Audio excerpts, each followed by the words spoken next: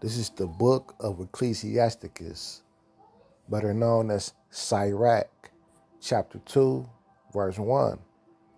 My son, if thou come to serve the Lord Yahweh Bahashem Yahweh Shai, prepare thy soul for temptation.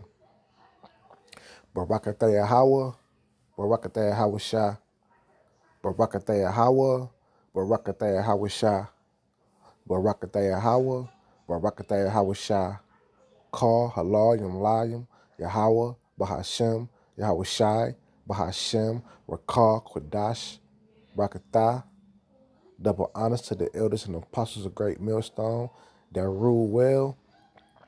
Peace, love, and salutations to the hopeful elect, the house of David, the Akim that scattered abroad, preaching his truth, feeding the sheep of Yahweh, Bahashem, Yahweh Shai.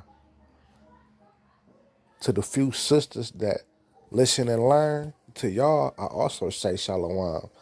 And last but not least, to the Israelite foreigners that's scattered in the other nations that might look like the other nations, but your bloodline goes back to Abraham, Isaac, and Jacob, and you subscribe to the doctrine, shalom.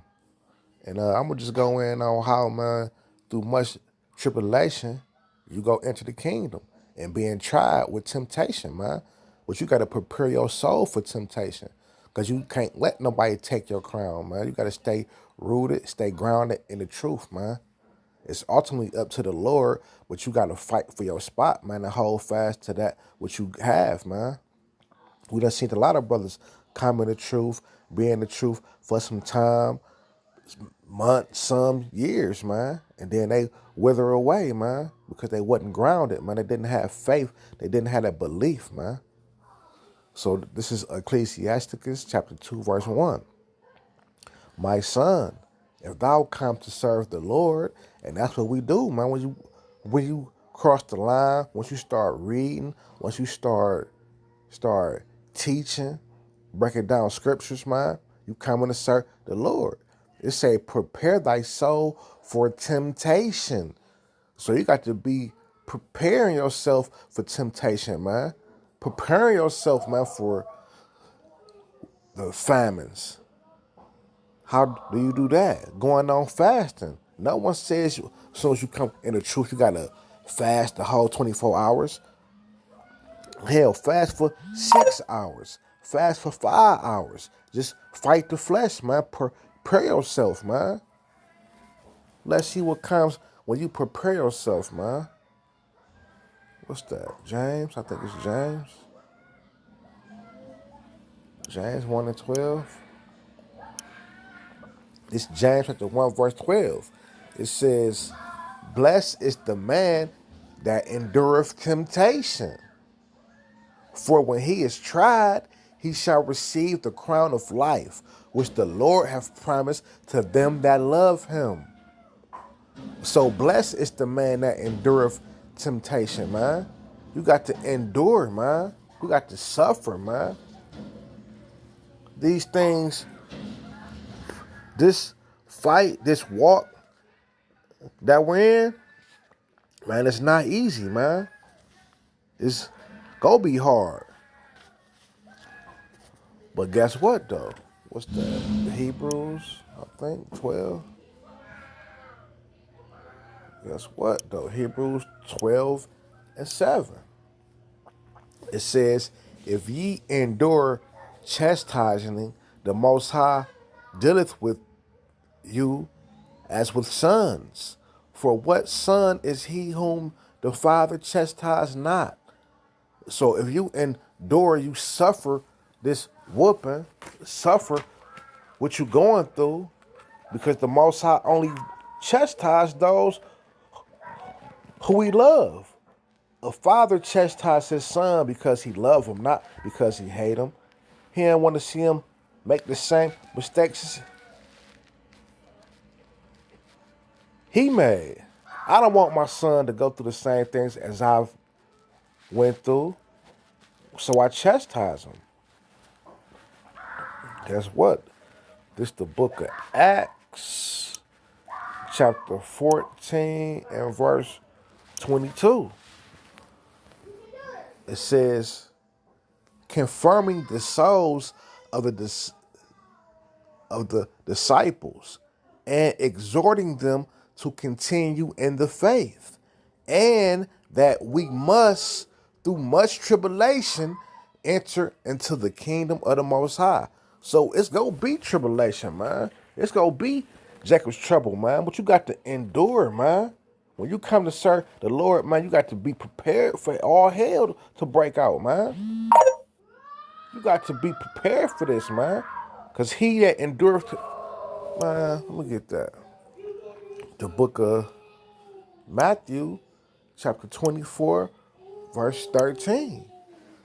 It says, but he that shall endure unto the end, the same shall be saved. So you got to endure affliction until the end, man. Until the end, man. You can't put your hand to the plow and look back because you're not fit for the kingdom, man. You got to endure this thing, man. As a faithful servant, man. This is a spiritual war. In the physical war, you ain't no timeouts, ain't no breaks. When bullets is going past your head, you got bombs going off. You don't sit your gun down and walk up to the front of the line and say, oh, well, it's my daughter's birthday, I gotta go. It don't work like that, man. What was I about to get? Okay, Luke. It's Luke chapter 9, verse 62. It says, and Yahushua said unto him, no man having put his hand to the plow and looking back is fit for the kingdom, man. So ain't no start and then stopping, man. You can't do that with Yahweh Bashem, Yahushua. He say he would rather have you cold or hot, man. This is the book of Revelation, chapter 3, verse 15.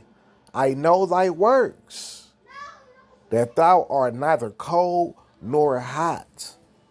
I would that you were cold or hot, meaning on fire for this thing, studying, reading, getting with brothers, or just being cold, not in it at all.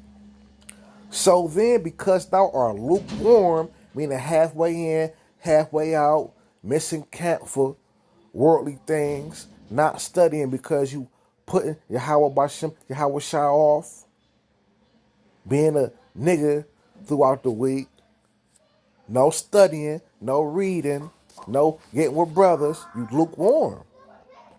But you put on the garment and come out on Friday or Saturday or Sunday or whatever day of the week you go out. And neither cold nor hot, I will spew thee out of my mouth. Because the Lord wants you to be on fire for this truth or not in the truth at all, man. And if you put your hand to the plow, man, you go harder for Yahweh Bahashem, Yahweh Shai, man. It say seek the truth to death, man. It said go out on the highways and byways and bid them that they might come into the marriage, man. But at the same time, don't be a hypocrite, man. Don't be a hypocrite, man.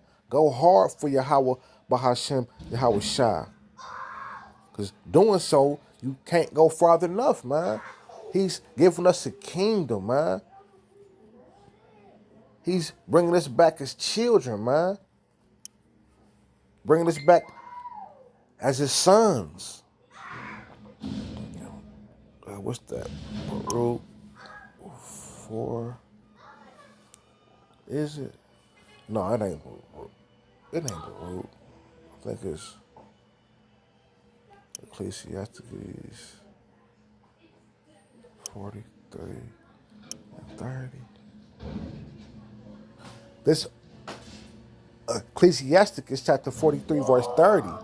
When ye glorify the Lord, exalt him as much as ye can, for even yet will he far exceed.